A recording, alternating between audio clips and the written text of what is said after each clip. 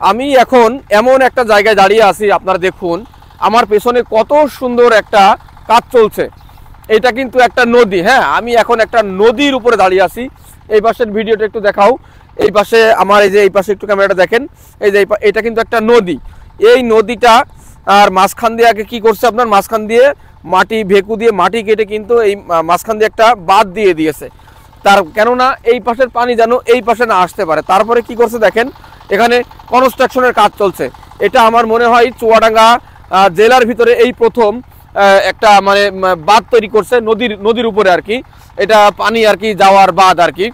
এই পানি ইন্ডিয়া থেকে যখন এই পানিগুলো আসবে তখন এই পানিটা এখানে আটকাবে এবং মনে করেন যে যখন ইচ্ছা হবে পানিটা আমি ছেড়ে দিব ওইদিকে যাবে, আবার যখন ইচ্ছা হবে যে পানিটা আমি আটকাবো তখন এই পানিটা এখানে আটকাতে পারবে। এখানে দেখুন অনেক এই যে বড় বড় মেশিন ছিল এখানে। আমি অনেক আগের থেকে এই কাজটা আমি দেখছি। এখানে যে মেশিনগুলো দিয়ে দেখছেন এই নিচে কিন্তু কোনো পানি নেই, মাটি, এবং দেখুন এই যে রানিং ভেকু দিয়ে কিন্তু মাটি কাটতেছে। এটা হচ্ছে কোটি কোটি টাকার প্রজেক্ট। ওই ভেকু দিয়ে কিন্তু রানিং মাটি কাটতেছে এবং এই যে মেশিনগুলো দেখতেছেন এই মেশিনগুলো দিয়ে নিচে যে পানি ছিল এই পানিটা আসলে উঠাই নিচ্ছে, নিয়ে এই পাশে নদীতে ফেলে দিচ্ছে।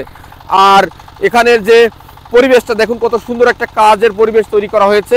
এই মেশিনগুলো দিয়ে নিচে যে পানি ছিল পানিগুলো সব সেচে পরিষ্কার করে সুন্দর করে দেখুন ওই যে কীভাবে ইটের ব্লক তৈরি করছে আর কি।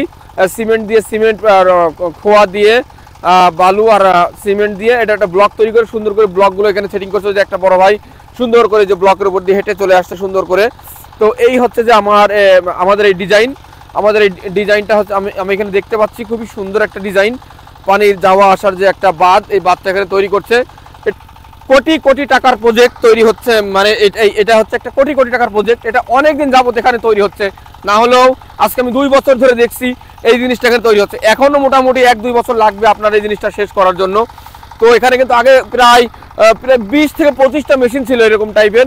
এই মেশিনগুলো দিয়ে কিন্তু এই পাশে যে পানিটা ছিল আর এই কাজটা করতে হলে কিন্তু অনেক কষ্ট হয়েছে এবং অনেক খরচ।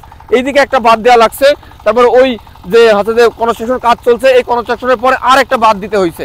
দেওয়ার পরে এই 2 দিকের পানিটা আটকাইছে। তারপরে এই পানিটা কিন্তু এই দিকে নিয়ে ফালাচ্ছে, আপনারা দেখছেন রানিং এই যে মেশিনের সাহায্যে ফেলিয়ে ধরেন এই পানিটা পরিষ্কার করে দেওয়ার পরে আপনার সুন্দর করে এখন এই যে পরিবেশটা কি সুন্দর একটা পরিবেশ তৈরি হয়েছে এখানে কাজ করার যে একটা সুন্দর পরিবেশ। এটা কিন্তু চুয়াডাঙ্গা জেলার দামোহদা উপজেলার রঘুনাথপুর গ্রামে এটা অবস্থিত।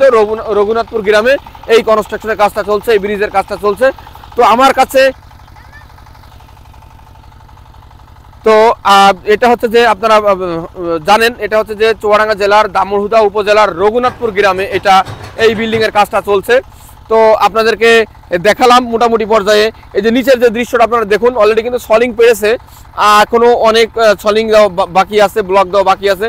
এই কাজটা যেদিন সম্পূর্ণ হবে এবং যে উদ্বোধন করবে আপনাদেরকে অবশ্যই এই কাজটা সম্পূর্ণ হওয়ার পরে যে এই দৃশ্যটা কেমন লাগে নতুন অবস্থায় যখন পানিটা ছাড়বে চেষ্টা করবো আপনাদেরকে এটা একটু দেখানোর। অবশ্যই ভালো থাকবেন, সুস্থ থাকবেন। ধন্যবাদ সবাইকে।